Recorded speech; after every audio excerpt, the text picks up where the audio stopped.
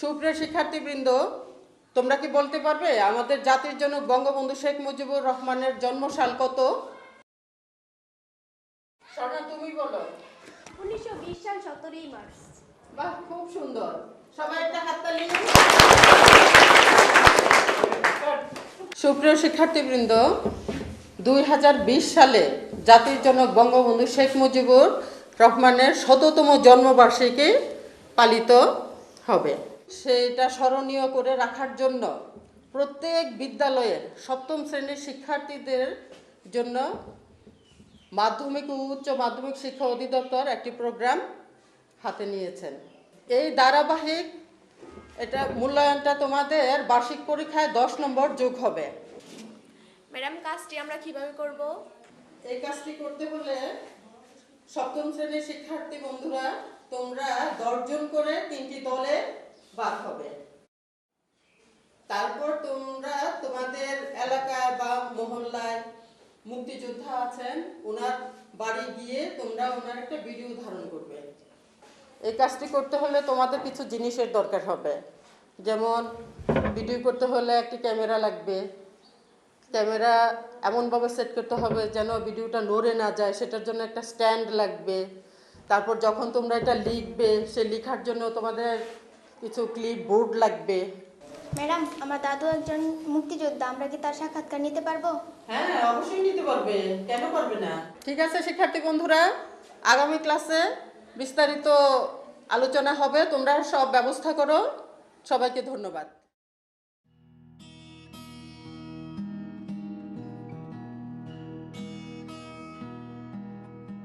আচ্ছা, আমরা ক্যামেরা কোথা থেকে পাবো? আমি ক্যামেরা দিতে পারবো, আমার চাচার ক্যামেরা আছে। May we come in ma'am?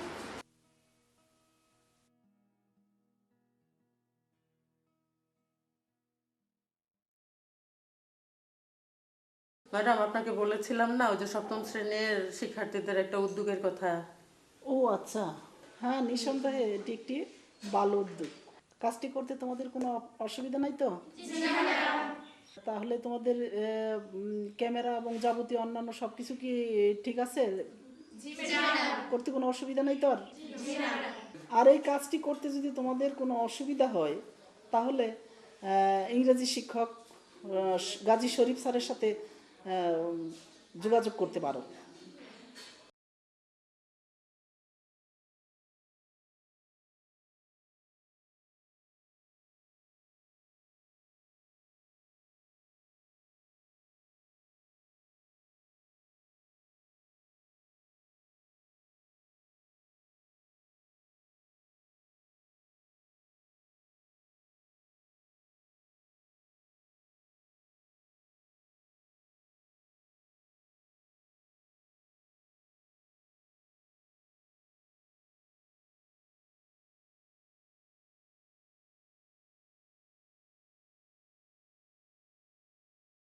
ওয়ালাইকুম সালাম ও রহমতুল্লাহি ওয়া বারাকাতুহু। দাদু, আমরা খিরাটি পূর্বপাড়া ডক্টর আব্দুর রহমান বালিকা উচ্চ বিদ্যালয় থেকে এসেছি। তোমরা বসো, এখানে বসো। আমরা খুবই আনন্দিত এবং গর্বিত যে আমাদের মহল্লায় 2 জন মুক্তিযোদ্ধা পেয়েছি। এখন আমরা তাদের সাদরে বরণ করব।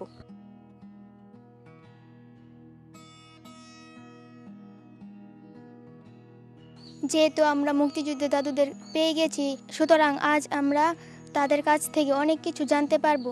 প্রথমে দাদুদের কাছ থেকে মুক্তিযুদ্ধ সম্পর্কে আমরা কিছু জানতে চাই।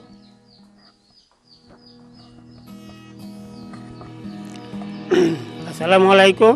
আমি বাংলাদেশের 3 নম্বর সেক্টরে এই শফিউল্লাহ, ক্যাপ্টেন শফিউল্লাহ সাহেবের নেতৃত্বে স্বাধীনতা যুদ্ধে করেছি। আমার নাম মোহাম্মদ তোতামিয়া ওরফে আসাদুল্লাহ, গ্রাম খিরাটি, থানা কাপাসিয়া, জেলা গাজীপুর। আচ্ছা, এই ছাত্রের যেহেতু প্রশ্ন করেছে, এই ব্যাপারে যুদ্ধের ব্যাপারে কিছু আমার বলতে হয়। 1971 সনে 1971 সনে মার্চের 1 তারিখে না 2 তারিখে জানি না, মনে নাই, আমি মনোহরদী ডিগ্রি কলেজের প্রথম বর্ষের ছাত্র ছিলাম। ওই সময় আমাদের শেখ মুজিব, আমাদের বাংলার নেতা, যিনি বাংলাদেশকে স্বাধীন করার জন্য নিজের জীবনকে উজাড় করে দিয়েছেন এবং অক্লান্ত পরিশ্রমের মাধ্যমে এই দেশ এনেছি আমরা ওনার সাজেশনে। আচ্ছা, 1971 সনের এই শেখ মুজিব, আমাদের নেতা শেখ মুজিব 1971 সনের 26শে মার্চে প্রথম প্রহরে আমাদের জাতীয় নেতা শেখ মুজিবুর রহমান রাত্রে 12টায় যে ভাষণ দিয়েছে বাংলাদেশের স্বাধীনতার ব্যাপারে, এই স্বাধীনের ব্যাপারে উনি যিনি বলছে যেভাবে সাজেশন দিছে, ওই সাজেশন অনুযায়ী আমরা মুক্তিযুদ্ধে অংশগ্রহণ করেছি। আমরা মুক্তিযুদ্ধে অংশগ্রহণ করার সময় জুনের 17 জুন বৃহস্পতিবার আমরা 90 জন লোক মুক্তিযোদ্ধা যারা দামাল ছেলে, স্কুলের কলেজের ছাত্র, আমরা একত্র হয়ে মনোহরদী থানা, কাপাসিয়া থানার দামাল ছেলেরা আমরা 90 জন একসাথে ভারতের দিকে রওনা হয়েছি। দাদু, মুক্তিযুদ্ধ করার জন্য আপনি কি কোনো প্রশিক্ষণ নিয়েছেন কি না? আমরা মুক্তিযোদ্ধা যারা বর্তমানে আছি প্রত্যেকেই ভারতে প্রশিক্ষণ নেওয়ার জন্য ভারতে চলে গেছি। এখান থেকে ভারত থেকে প্রশিক্ষণ নিয়ে বাংলাদেশে ঢুকছি। দাদু, আপনাদের হাতে কোনো পাকিস্তানি সেনা নিহত হয়েছে কি না? আমরা যখন ভারতে নরসিং করে ভারতের সৈন্যের সাথে পাকিস্তানি এই ক্যাম্পে আক্রমণ করি রাত্র 12টা-1টার সময়। ওই সময় আমাদের গুল্লিতে, আমাদের হামলায় পাকিস্তানি সৈন্য অনেকেই মারা গেছে। দাদু, বঙ্গবন্ধু শেখ মুজিবুর রহমান 7ই মার্চ ভাষণে কি বলেছিলেন? বঙ্গবন্ধু জাতির উদ্দেশ্যে 7ই মার্চে 18 মিনিটের ভাষণটি আমি নিজ কানে শুনেছিলাম। তখন তিনি বলেছিলেন, এবারের সংগ্রাম মুক্তির সংগ্রাম, এবারের সংগ্রাম স্বাধীনতার সংগ্রাম। তোমাদের যা যা কিছু আছে তাই নিয়ে শত্রুর মোকাবেলা করতে হবে। আমি যদি হুকুম দিবারও না পারি, তোমরা যুদ্ধের জন্য প্রস্তুত থেকো। আমরা এখন মুক্তিযোদ্ধার একজন নিকট আত্মীয়র সাথে কথা বলবো। আপনি এখন মুক্তিযোদ্ধার নিকট আত্মীয় হওয়ায় আপনার অনুভূতি ব্যক্ত করেন। হ্যাঁ, ধন্যবাদ তোমাদেরকে। তোমরা আমাকে একটি প্রশ্ন করেছ। আমি মুক্তিযোদ্ধার নিকট আত্মীয় হয়ে তোমাদের কাছে কিছু বলতে যাচ্ছি। আমি শাওন, আমার শ্বশুর মুক্তিযোদ্ধা আসাদুল্লাহ, আমি ওনার একদম নিকট আত্মীয় পুত্রবধূ। সেই হিসাবে তোমাদেরকে কিছু বলতে চাচ্ছি। আমি গর্বিত, আমি স্বাধীন দেশের সন্তান। আমি আরও গর্বিত, আমি একটি মুক্তিযোদ্ধা শ্বশুর পেয়েছি। সেই হিসাবে আমি ওনার কাছ থেকে মুক্তিযুদ্ধ বিষয়ক অনেক কিছু ইতিহাস, বিভিন্ন কিছু জানতে পারি এবং উনি আমাকে একসাথে বসে বন্ধুর মতো সব কিছু বলেন। সেজন্য আমি নিজেকে খুবই গর্বিত মনে করি।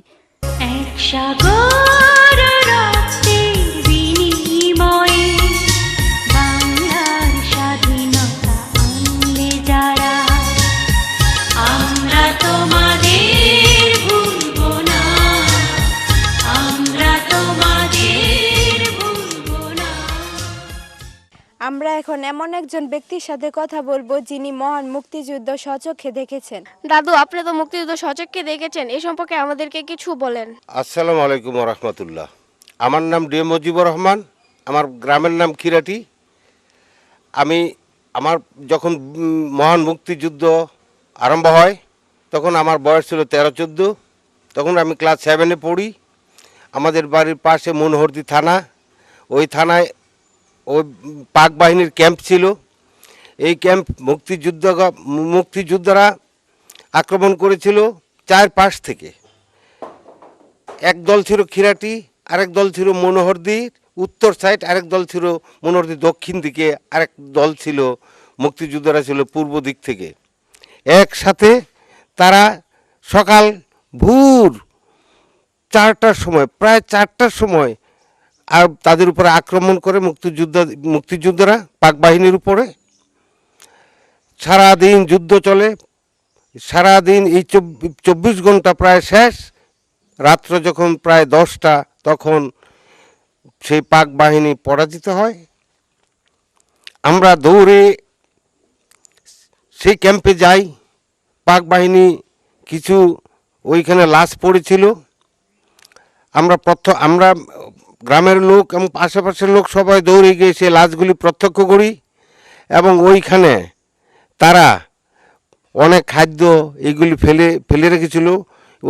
ওইখান থেকে কিছু ওই পাকিস্তানি হানাদার বাহিনী ওরা ভেগে ওইখানে পরাজয় বরণ করে কিছু মারা হয়েছিল। তারপরে আর কিছু বেগে ওই পূর্ব দিকে ওই নরসিংদী দিকে রওনা করছিল। আমি সত্যি গর্ববোধ করি। তোমরা এ যুগের ছাত্র ছাত্রী, তোমরা লেখাপড়া করে মানুষের মতো মানুষ হবে কিভাবে, যে আমরা যে এত কষ্ট করে দেশকে স্বাধীন করেছি, আমাদের দেশটা যেন সুজলা সুফলা সুন্দরভাবে তোমরা গড়ে তুলতে পারো, এই আমি কামনা করি। তোমাদেরকে অনেক অনেক ধন্যবাদ।